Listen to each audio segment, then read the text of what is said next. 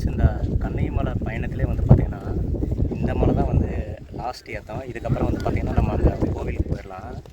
இது வந்து பார்த்திங்கன்னா பார்க்குறதுக்கு வந்து சாதாரணமாக தெரிஞ்சாலும் ஏற ஏற ரொம்ப நேரம் ஏறிக்கிட்டே இருக்கிற மாதிரி இருக்கும்.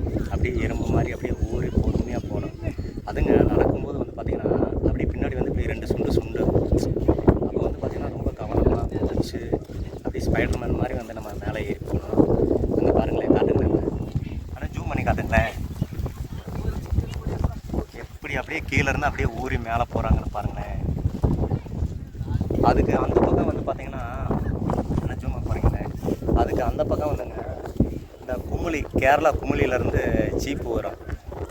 அந்த ஜீப்பில் வந்து பார்த்திங்கன்னா ஒரு ஆளுக்கு வந்து 150 ரூபா, எளிமையாக வந்துக்கலாம். இந்த மலைக்கு 2 வழி பாதைங்க.